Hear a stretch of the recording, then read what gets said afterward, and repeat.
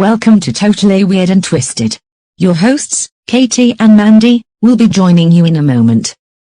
Tonight, we are talking to our friend Josh Werner, who is the author and creator of the Winchester Mystery House comic book series. Volume 1 is available in stores now. Josh is the editor-in-chief at SourcePoint Press and the CCO of Oxide Media. And he is one hell of a guy. So you guys get to meet him right now. Enjoy. Sit back, enjoy. Our empty cups and cans. Time for a refill. Stay tuned. Hi, I'm Josh Werner, the editor-in-chief at SourcePoint Press and the writer for the Winchester Mystery House comic book series. And I'm so happy to be here right now. Hello and welcome to Totally Weird and Twisted. Viewer discretion is advised. We're back, twats. It makes me feel more confident that I can learn to resist this. You won't even miss it. You're sick and you're twisted.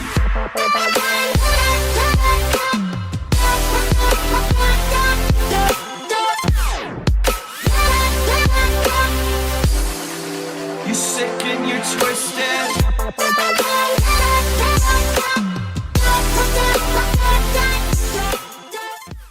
Hi guys, how's it going? Good, how are you? Hey. Great, thank you so much for having me on. I really appreciate it. Of course, thanks for coming on. Yeah, thanks for reaching out. Yeah, it was all Jerry. He said you guys were awesome, and then I needed to get a hold of you. So We are. So we're glad you're here. He would be right. We're glad for you to join us. We're excited for everything that you're going to share with us and teach us. And I'm excited to learn all about your comic book. Awesome, thanks. For those who aren't familiar, the Winchester Mystery House, it's based in San Jose, California, and it's thought to be one of the most haunted mansions in the world. And it was built by Sarah Winchester. She was the heiress to the Winchester repeating arms fortune. They made the famous Winchester rifles that were a gun they called the gun that won the West. It was used to heavily clear the way during our westward expansion, which means the gun basically killed a lot of Native American tribes. It also it would turn the tides in the Civil War. Every soldier wanted to get their hands on one because they could stay alive longer, because they could fire faster. And when Sarah mysteriously lost her entire family to different illnesses, all in a very short period of time, including her in-laws and her husband and her daughter, that brought the company 50% of its ownership to her. And she believed that there was a lot of blood on her hands and that she was cursed by the ghosts of everyone who had ever been killed by a Winchester rifle. And she decided to take that money and spend the rest of her life building a house basically for the dead. So hundreds of rooms that were never really occupied by human beings. And it's thought that all those spirits reside in those rooms to this day.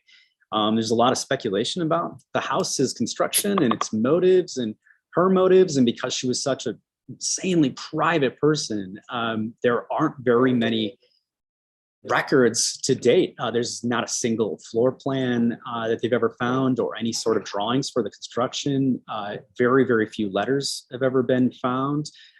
There's a lot of mystery surrounding it and a lot of rumors surrounding it. And a lot of that lore has been kind of spun over the past century, and it's inspired so much.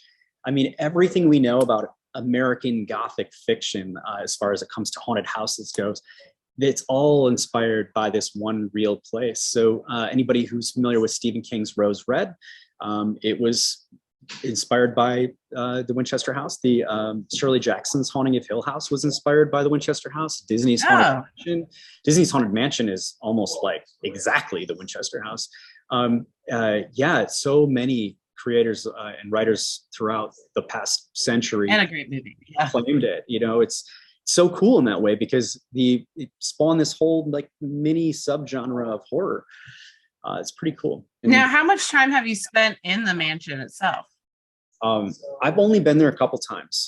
I've been very lucky to get to kind of spend some time in there and see a lot of cool stuff. We did a really neat press event where we had a bunch of newspaper reporters and like podcasters and ghost hunters and comic book reviewers and board game reviewers all get these special, really cool looking invites in the mail, inviting them to this mysterious event, this secret event. And we held it on the grounds of the Winchester Mystery House, and we all met in the in like the carriage house, where they call it the garage, where they kept the carriages. And we fed them dinner. We did interviews. You know, I gave a speech. They all took like an ash can of the comic book home with the first issue, like a preview of it. And everybody got to play test the board game that we've been working on. And then at the end, they all had a blast. And the whole idea was to, you know, stir them, inspire them to go write articles about their night and how cool it was. And at the end, I said, okay, now everybody is going to go with me. We're going to go on a private tour of the mansion. And everybody jumped up. They're super excited. And then I said, except we're going to turn off all the power. There will be no light. So everybody's getting a flashlight. And then about 50% of them just dropped right out. They were like, nope, I'm out, not doing it. Oh my God. That's amazing. Let's do it. The people who did come along, they had a ton of fun. That sounds like so much fun. It was great. So have you experienced any paranormal activity in the house? That's a great question. So this is really interesting. I went there with a certain lens on. So like I went there having, you know, being in the middle of writing all these comic book scripts. So I'm looking at through everything through a really like specific creator's lens. Like I'm going, oh, wow, this room's so amazing. And I'm, you know, while other people are trying to like catch vibes, I'm staring at molding and marking details in my mind and be like, oh, this would be a good room for this conversation and the story to take place in, or this is how this room connects to that hallway. You know, I'm trying to like take all these notes, but I couldn't help but have certain feelings in certain rooms. So for me personally, I had no motivation to not want to be in every room as long as possible and take in every single detail. But there were certain rooms that I had this just fight or flight reaction to. Like it was like I wanted to get out of them as fast as I could. And I couldn't understand why. And I recognized it immediately. I'm like, why do I feel so claustrophobic in this room? It's not particularly small. There's nothing, you know, about it that, if anything, it should be more interesting to me if it looks creepier, right? And what I found was all these things I was thinking in my head. Some of the ghost hunters were on the tour behind me. They had someone with them who was recording what they were feeling in every room. And so it was really interesting to hear them come in behind me and then basically repeat out loud exactly what I was thinking in my head. I was like, it was very validating in that way. I was like, wow, that's exactly how I feel right now. That's so weird. But one thing that did happen while I was there is I was taking pictures in certain rooms, and I took a picture upstairs somewhere in a room and then taken another one. But then later, when I went back through my camera roll, there was a photo in between the two photos that I hadn't taken, or at least I hadn't intended to take. I'm guessing it was an accident. But it's a really strange photo. And the photo is of an old rocking chair. And the rocking chair itself looks very strange. You can see through it, which I assumed was maybe like a motion effect. Like maybe I accidentally hit the button while I was walking. But on top of that, you can see that there's like ripped and torn old fabric hanging off of this rocking chair in the picture. And nothing in the house has ripped or torn fabric. Every piece of furniture in it is pristine and beautiful. And there is nothing like that. So at the end of the tour, I'd showed the picture to some of the workers. And I said, hey, I'm pretty sure this is in this room upstairs. Is that correct? I think my phone accidentally took a picture I didn't intend to take. And they said, nope, that's not here. I'm like, no, it is here. It's upstairs. It's in, I think I know based on the photo before and after it, I think I know exactly what room it's in. I just don't remember seeing this chair at all. I just want to make sure, like, can you confirm that's that room? And they said, no, that is not any room in this house. And I said, no, I can tell by the background and from this photo, it's the same room. I just want to know if the chair's there. And they said, sir, there's no rocking chair in that room. There is no rocking chair like that in this house. And I was like, but the photo is obviously taken in the house in my camera roll. I have it right here. Yeah. And it's not like it was taken after. I was still in the house. I hadn't even left yet. So yeah, that stuck with me so much that I wrote it into, I wrote the chair into one of the scripts for one of the comic books because it was just so bizarre. That is so cool. Yeah, that is bizarre. Do you still have the picture? I do. Yeah. Somewhere. I would love for you to send that to us if you can find it. I'll do that. I will definitely. I'll go through and find it and I'll send it over to you. It's very, very weird. Oh yeah. We'd love to see that. That is so cool. Tell us about the comic book. Is there multiple editions or? So right now there's the Winchester Mystery House Volume 1 is complete, which is it's 3 issues. It's issue 1, issue 2, and issue 3. And those cover about the first 10 years of the house. And then we collect that into a trade paperback collected edition. And that is Volume 1. And then we take a break. And then right now I'm in the middle of writing Volume 2, which is about the 1906 earthquake that happened and tore down 7 stories of the house and trapped her inside. And then as long as readers are still into it and they keep wanting more, I'm going to come back one more time for Volume 3, and that'll take us all the way through to her death.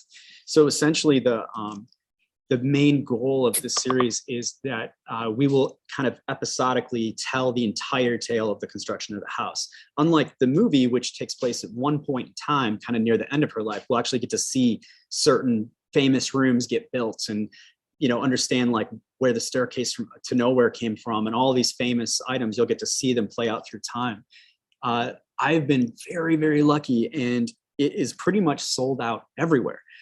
So it's sold out through Simon & Schuster, sold out through Diamond Comics distributors, sold out at the publisher level. So it's getting hard to get a copy of this. So the collected edition and the single issues are all sold out too. So for anyone who's looking to get it, before we go to a second printing and replenish stores, we decided to hold a backer kit campaign for a special edition version. And what this will have is it'll have a bunch of bonus content about the history of the house. You can get it signed by me. You can get a drawing by me. It has gold foil stamps on the cover. It's going to have an entire additional comic in it that wasn't in regular Volume 1 called The 100-Year Curse. It's like a one-shot story. So it's going to be just awesome. So right now people can go and they can pre-order that. And we're only allowing 3 weeks of orders, and then it's cut off and there won't be extras. So this version of the book will never go to stores. You can only get it right now. So that's at winchestermysterycomic.com. But the cool thing about this too is it's as an optional add-on item. If you back this, you can be one of the first people to get the board game that we've been working on for like the past year. I'm so excited it's finally here. You'll get it before it hits stores, like months before, and be like the first people in the world to have it. What is the premise of the board game? So basically you are you're a construction crew. You're one of many competing construction crews and architectural designers, and you are working for Sarah Winchester. And the goal is to please her the most, to win her favor, so that you are the chosen construction crew to continue doing the work on this amazing, huge labyrinth. But because it's Sarah Winchester, the client's needs are very odd and bizarre and particular.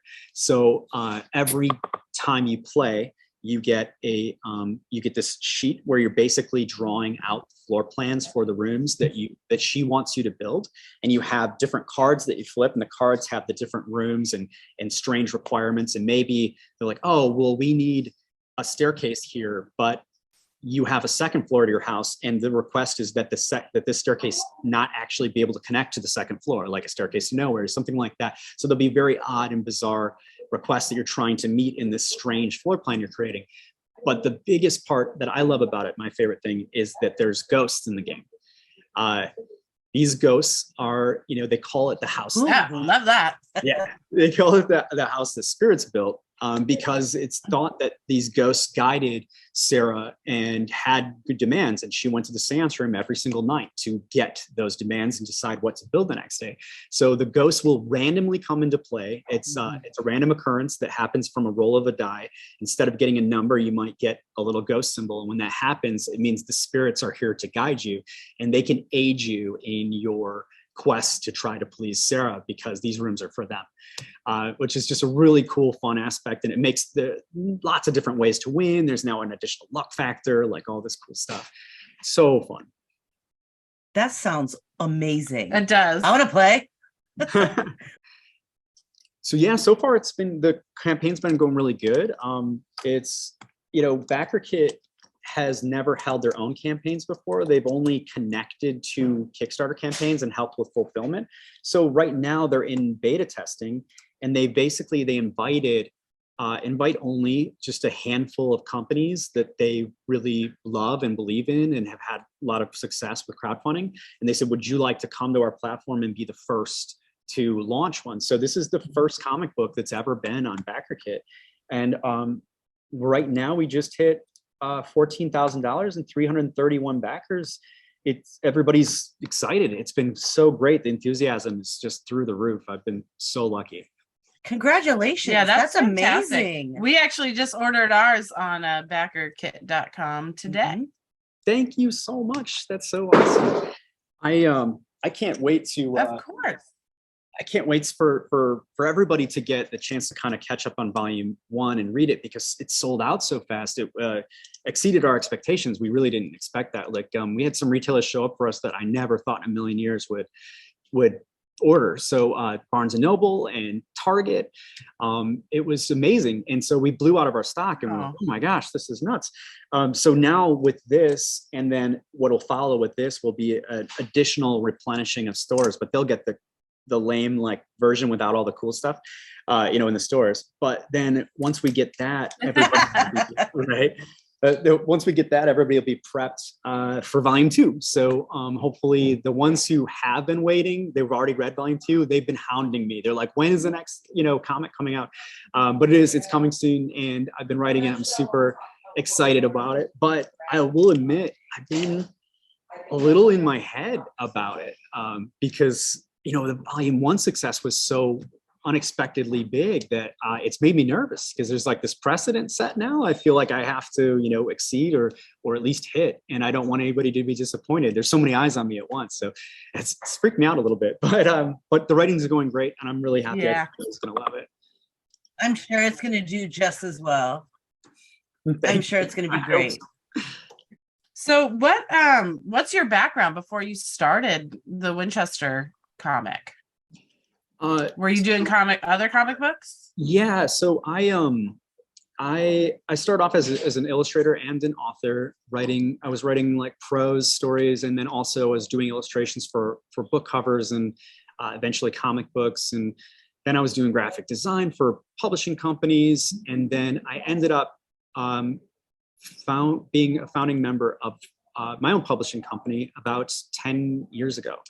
And that was SourcePoint Press, who is publishing this now. Now it's a big part of a big company called Oxide Media, and I just work here now. It's kind of crazy. It's grown bigger than me. So yeah, I've been kind of hanging up my creative hat a bit and putting all my own projects on the back burner to shepherd other people's projects and help bring their ideas to life, and find all these incredible creators out in the world and get them published and put them on a big platform alongside huge names and pros, because they deserve it. They need their work needs to be seen. Mm-hmm. And originally we had approached the Winchester Mystery House, because this is all officially licensed. We had approached them with the idea for the game, and they immediately in our meetings found that I was super passionate about Sarah Winchester and her story and her as a person and how amazing she was. And that I was I'm like a vehement like defender of how intelligent she was and how brilliant she was, and how everybody they start leaning on this mental illness narrative, which I don't believe was true at all. And I don't think that she acted in every way out of just fear either. She was far too strong of a person. Yes, she was living with extreme, guilt and grief. And yes, that it influenced her decisions, but she wasn't a paranoid, crazy person. None of that is accurate. She was brilliant, and they loved hearing my enthusiasm on the topic. And they asked me, what did you think of the movie? And I said, I love the movie. The movie's fantastic. I loved Helen Mirren in the role. She's amazing. But you skipped about 30 years of story. Like there's so much that happened throughout the construction of the house before that that film happens. And I said, her story is best told throughout time, episodically. And they said, well, you guys also publish comics, not just board games. It sounds like we might have found a good partner to do this too, to tell that story episodically. They said, how do you feel about doing a comic series? And I was, yes, of course I was on board. And then I started searching. Yeah. I wanted to hire a writer. I wanted to search for somebody to write this series for us. And I couldn't find anybody who was as enthusiastic and passionate about it as I was. So I decided to do it myself and take it on myself. Mm-hmm. And I'm so glad I did. It's been one of the best opportunities I've ever had. It's just been great. What sparked your interest in the Winchesters as a whole to begin with? So I'm a huge fan of haunted places in general. And Us too. yeah, absolutely. In fact, not to segue too much, but I actually just helped with a haunted museum that actually opened here in Michigan that is full of haunted items, cursed items, possessed objects, and items retrieved from hauntings, paranormal investigations. Where in Michigan? It's in Saginaw, Michigan. It is ran by Steve Shippey. He is a paranormal investigator who works on multiple series for the Travel Channel. You know Steve Shippey? All right. And a lot of his haunted Saginaw documentaries that are streaming on Prime Video, a lot of the items that you've seen in those documentaries are in the house. And he also has the biggest and geoport in the world. It's custom made for him. It's also the most powerful. I have seen this thing in action. You turn this on and the voices that come through are mind-blowing. He opened the museum in one of the most haunted buildings in Saginaw, and it's only a block away from our office. So we are also in, yeah, it's crazy. So we moved our business to downtown Old Town Saginaw. We're in a building that's over a century old. We're in a big 3-story building where we have our design studios and our warehouse. And this particular, within, I would say, a quarter of a mile radius, has had numerous documentaries made about it because of its history. It's really fascinating history. This is one of the oldest cities in the state. It predates Detroit. It predates European civilization. Actually, it goes all the way back to, Native American tribes were here a long time ago. It's right on the river that comes down off the lake. So has a ton of great resources. Eventually, all of these settlers started settling here before it was, a state. And it was a bunch of loggers would be taking the wood, from north of Saginaw, and they would be sending it down the river that cuts right through Saginaw, big, beautiful river.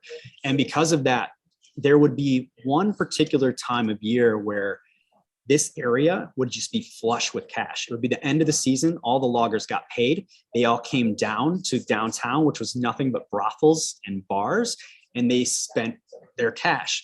So because of that, bandits would come through and raid this area and shoot and kill and rob everyone constantly. So all of the buildings are really unique.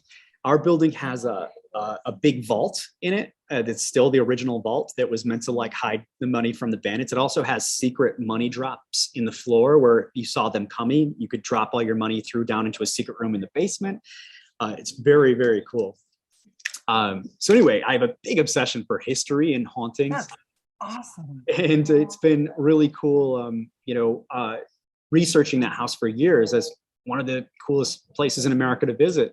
So I already had a lot of knowledge and passion for it by the time we spoke, spoke with the estate, and it's just been the best partnership ever since. We love working together on this. It's so fun. That's incredible. Oh my gosh, we have to go there. That. I know. It sounds like He we need to just go to opened. Michigan. I think he just opened that museum, right? Yeah, it's very new. It opened. Yeah. Let's see.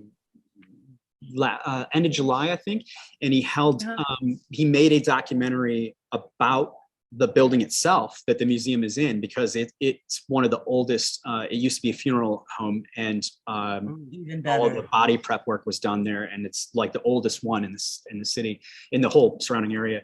So it's also has its own legends of being haunted. And while moving in and setting up, and getting the museum started. He wasn't even ready to shoot his documentary yet. I was going in there and helping him with graphics and artwork and signage and all this stuff. He started having so many paranormal experiences while he was just moving in. He was like, I haven't even put a camera on yet. Like, this is nuts. So much was happening.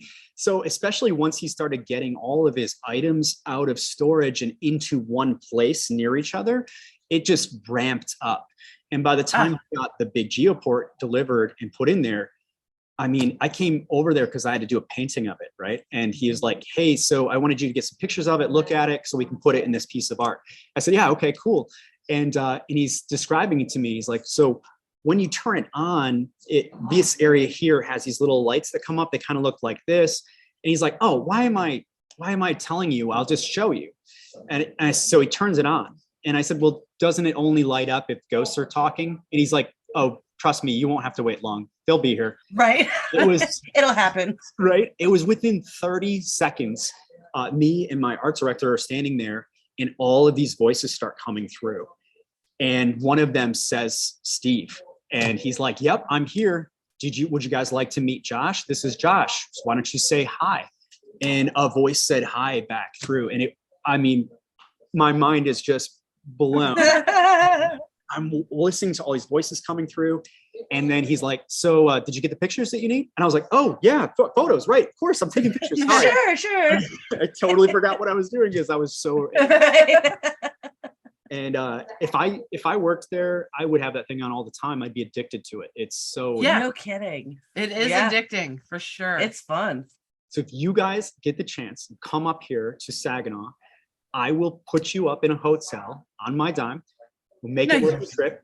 You can get a private tour of the museum. I'll introduce you to Steve. And maybe you can talk him into being on your show.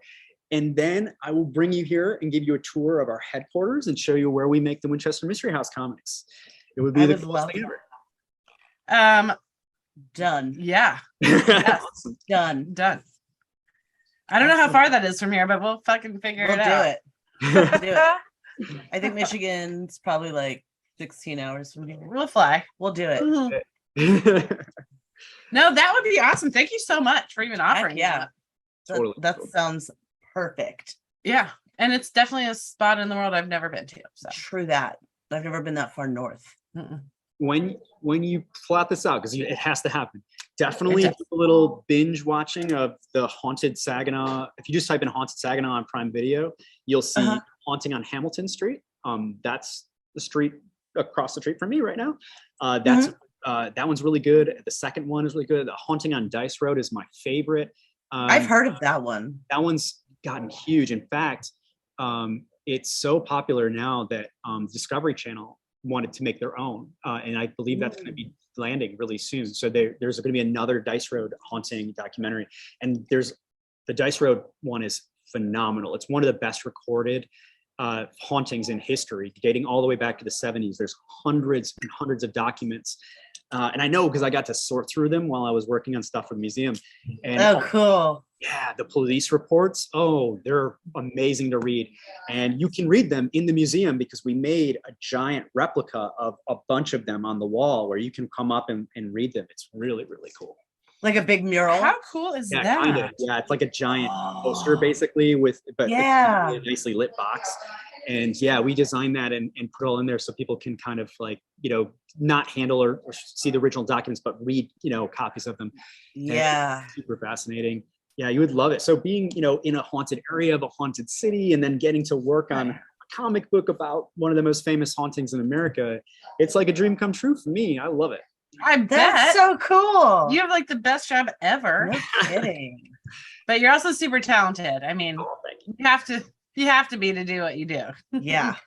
But I look forward to getting the copy in the mail. I'm excited. That shit's going in like a shadow box. Mm-hmm. No one's touching Cool. it. Yeah. I mean, we'll definitely take pictures of it and then, secure it. That would be great.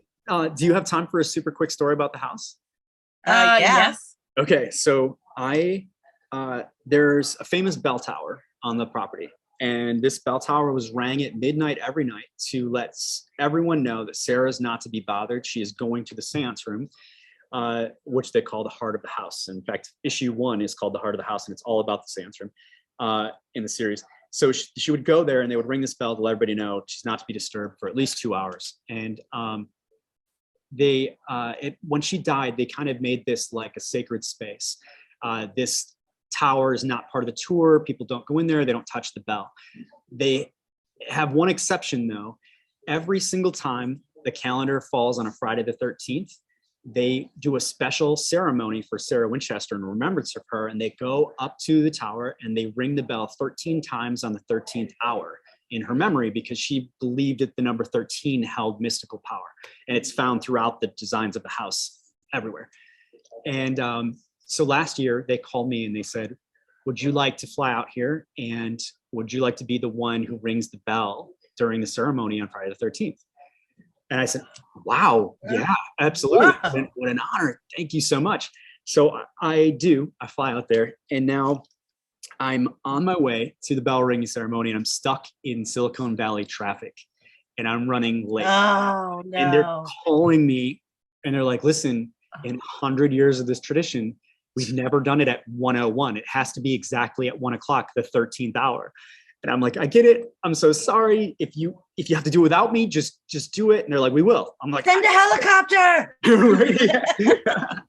So I end up jumping out of a running car, and I'm like, a moving car, running, on foot, because I forget the traffic. It's faster on foot. They have somebody outside the house grab me by the arm and run me through the house, through the shortest path to the bell tower. So this is not part of the tour. It's part of the house you don't normally get to see. So of course I'm looking all over the place going, oh, wow, what room are we in right now? And they're like, there's no time. Right. Where are we? We get to the bell tower and we have exactly 30 seconds before I have to start ringing. And they have a historian who's there who usually rings the bell, and she's the only one who touches it. So she's trying to prep me. And she's like, okay, this is super important, and I need to tell you this before you do this. You cannot let the bell ring a 14th time. No one has ever messed this up. It's exactly 13 times. And I'm like, I can count. It's cool. I'll just no pressure. They're like, no, you don't understand. It's a really big bell, and it builds up momentum. So you won't. You have to like stop the pendulum. Right. You have to stop it, because otherwise it'll just swing back by itself, and it'll ring again by itself without you telling it to. So I was like, you're telling me this 30 seconds before? What do I do? So, it's a pulley system. Sir, you're late. Right. Yeah, true. So you pull one rope and the other one goes up. So, if you basically grab both ropes and you hold them really steady, really strongly, it'll kind of fizzle the bell out. It'll stop it from wanting to move. And if you do it right at the exact right moment, it won't ring a 14th time. So I'm like, okay, I got it. I think we have 10 seconds to go now. And I said, but listen, if I screw this up, can we just not tell anybody that it was me? Will anyone know? Or? Right.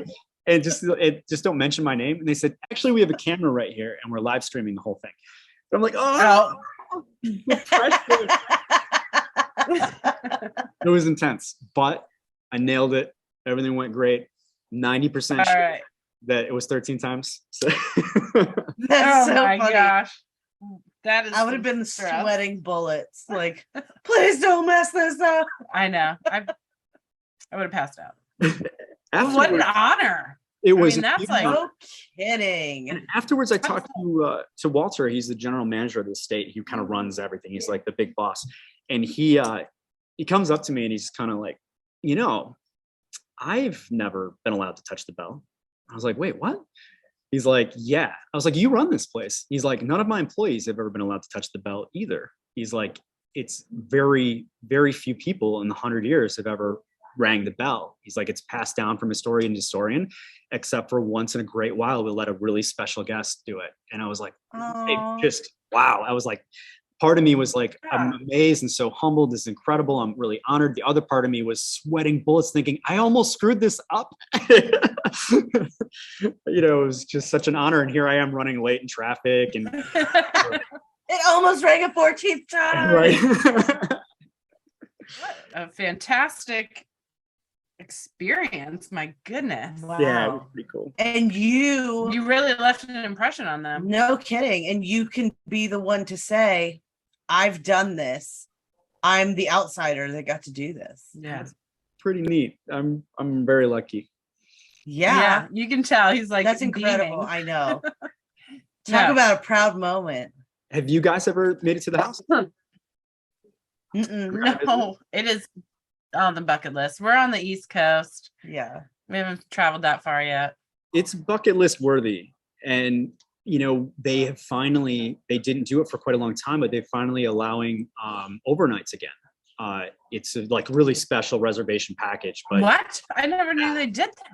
yeah, it's really, they only let a few people do it and you have to schedule it pretty far in advance, but you can rent a room and stay through the night, which is pretty cool. I never had any idea that was even an option. No, me either.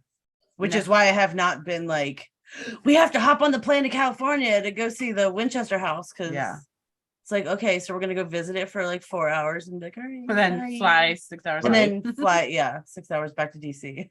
Yeah, if you could set up an overnight, oh man, that would be amazing. But if you guys ever make it out there, let me know. And I don't know, I'll contact somebody and be like, hey, be real nice to them.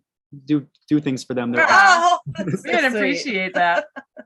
I know. Now I'm like, our travel list is getting much longer. Yeah, it is. I have been traveling pretty much nonstop for this book, and it's gotten really difficult because I ran out of copies about 4 locations ago. Oh, Yeah, it's bad. So I'm basically just marketing and telling stories on stage and talking to people, but I don't have any books to sell. It's been really rough.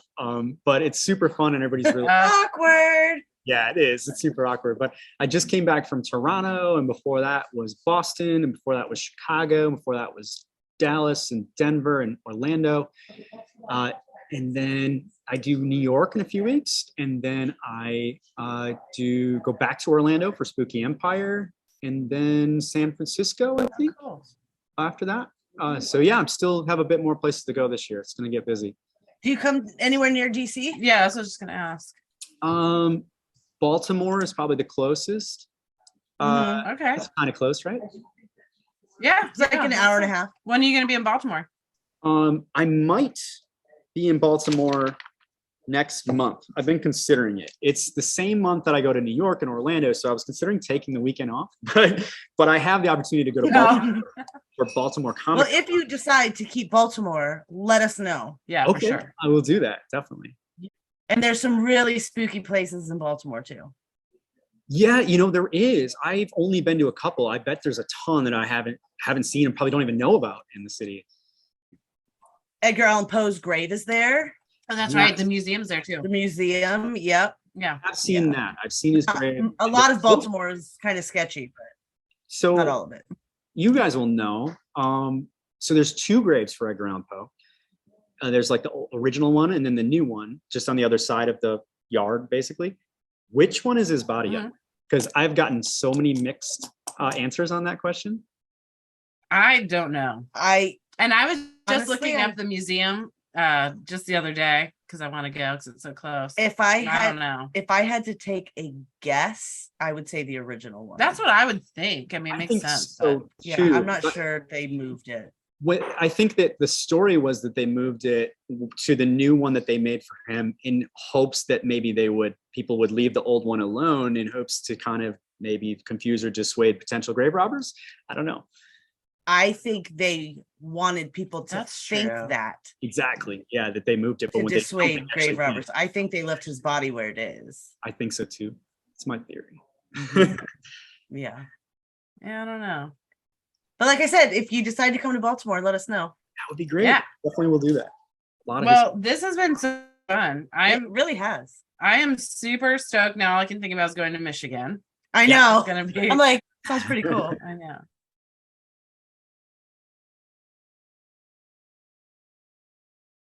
the only way right now to really, the only good way to get it is the backer kit, winchestermysterycomic.com. Hit it up. After that, if you don't want to do the special edition, you can kind of wait it out and stores will eventually restock. And then volume 2 comes. So thanks so much, everybody. Appreciate you. Well, thanks so much for reaching out. This was awesome. I know. Thank you for having me. I love that.